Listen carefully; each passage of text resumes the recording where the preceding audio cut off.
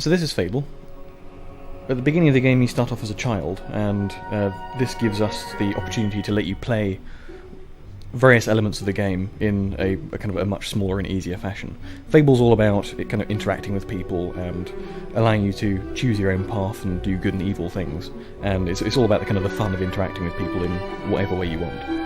And when you're a kid at the beginning of the game, we use that to kind of introduce you to into the different concepts. So you've been told that you've got your sister and she's got a birthday, and you've got to go and do good and bad deeds around the world to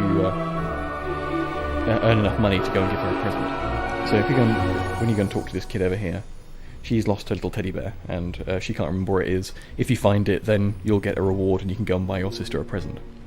Now, of course, you don't actually have to go and find that teddy bear. You could go and punch the child, or you could not bother finding her present, or find it and keep it away from her, and those all have different repercussions. And over here we have a guy who's cheating on his wife, and he'll pay you if you keep your mouth shut.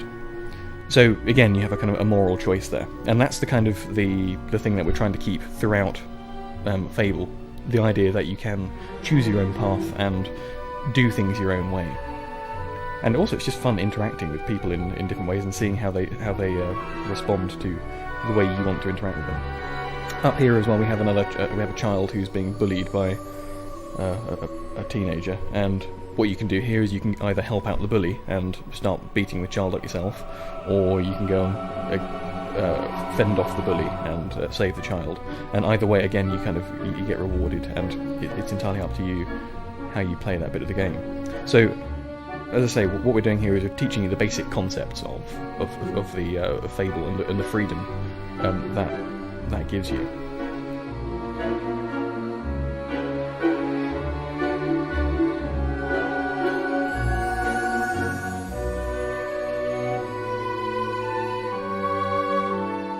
Yep, so you found the teddy bear and you can go and give it back to Rosie if you want. After you've finished with Oakvale and you've performed all the different good deeds and you've got enough money to buy your sister a present, various things, the story then kicks off, and some nasty things happen, which then cause you to be taken to this place that you can see here called the Guild, which is where you do all your training, and this is where you actually get turned into a hero. Once you've learnt all your heroic abilities and things, you then start going out on your first quests. One of the problems we've had in the past when playing role-playing games is it's very hard to actually... some people find role-playing games very, very easy, and some people find games very, very difficult, and it's very hard to judge the difficulty level. What we try to do in Fable is make it so that the quests by themselves aren't too challenging, and but people can play them quite easily, but you can actually make the quests harder for yourself by boasting. So you stand on that platform there and you boast that you can do the quest without any weapons or within a particular time period, and you can choose your own difficulty level and you'll get rewarded depending on what you choose. So here we are on our first quest, and because Albion is quite a dangerous place, we've got these traders here who are hiring you to go and take them from one part of Albion to another through a dark and mysterious wood. And these are the kind of quests that you can take if you want to go and earn yourself a bit of money. So you're escorting these traders through Darkwood, and they'll actually respond to what they see you do. So if you go and heroically kill one of these creatures here at Albion, they'll start clapping and cheering, and they'll respond differently. The combat system in Fable is, we've tried to make it as action-packed and varied as possible. You can develop your abilities in hand-to-hand combat using a sword, or using a bow, or using magic, and you can combine up all these different things. And depending on how good at them you get, you'll learn different abilities. Any green blobs that you see the hero picking up are experience orbs, and you can use these later to extend your abilities.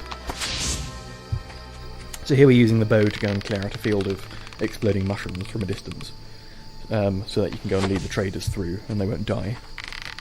And as you get better and better with the bow, you'll develop more and more abilities with it.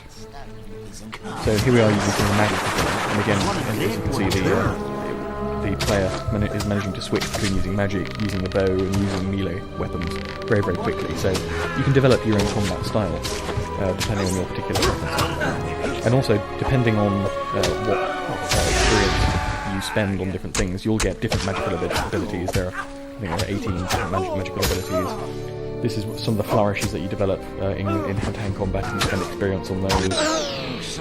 So each player will hopefully develop a completely different set of abilities depending on how he plays the game and what preferences he has. Also, we've got group combat here, so you just use a force push spell to go and knock everybody out, and the combat system, or the melee combat, works very well with multiple combatants as well, so you can switch combatants and show off in that way. And here we are leading the traders hopefully through to the end of the mission. So you can spend your experience in whatever way you like. For example, with the bow you can learn cool abilities like shooting off people's heads. But it's entirely up to you if you want to spend it on magic or on your melee combat to learn more flourishes, or on your bow abilities. That's right, not long to go now. Some of the creatures in Albion are a little bit more challenging than bandits and little Balverines. You've got the Earth Troll here, and different creatures have different weaknesses and different abilities. And you have to work out how best to defeat them using the combination of abilities that you've developed. So the Earth Trolls are much easier to take out from a bit of a distance. Some creatures are much better if you use melee combat with them. And once you've finished with a particular quest, you can then go back to a town and see how people then perceive you. One of the key features of Fable, as we mentioned in the Oak Vale section, was how you interact with people and how people respond to you. A lot of the work that we've put into Fable has been in this simulation of the world. The world is going on while you're on quests and while you're doing various things. So people have their own family lives, they go to pubs to go and get drunk, they go to sleep, they've got children, and you can get involved and immerse yourself in all these different things and see how you want to get involved. I see they're letting the children out of the guild. We have another hero here called Briar Rose, who at this point in the game is much more experienced here than you are. These simpletons, and she's kind of mocking you here. Honestly, and she's telling you that start showing your depending on how much renown you've got, you're top of the people guild leaderboard will and can't get a moment's respect you more or less in the game. And as you get quests, for example, as you complete a quest, you'll get a trophy which you can then go and show to people and prove how cool you are. So if you kind of carry around a big wasp head around town, people will think that you're a pretty damn good hero because you've been saving them from nasty creatures. Now, one of the other things that ties into is this system of expressions that we've got. Great. Depending on how what you've been doing in the game, you'll learn different ways of interacting with people. So you can flirt with people, you can sneer at people, you can fart at people, you can make various inappropriate sexual advances if you've learnt those particular abilities. All I ask is and a people romantic respond gesture. in a number of different ways, depending on what they perceive you are like. If you've been nasty to people in the past, then they'll be a bit wary of you. If you've been flirting with the same person for a very long time, eventually you could get married to them, for example, if you start giving them gifts and start wooing them. Likewise, if you've been very, very nasty to people and you start trying to flirt with them, for example, then they're a bit suspicious. And it's also all based on your appearance and your renown as well. So if you wander around town naked when nobody knows who you are and start trying to flirt with people, then they'll just find it funny. If you start being nasty to people while you're wandering around town while you're naked, then they'll just find it a bit creepy, really. Please obey the law while you're...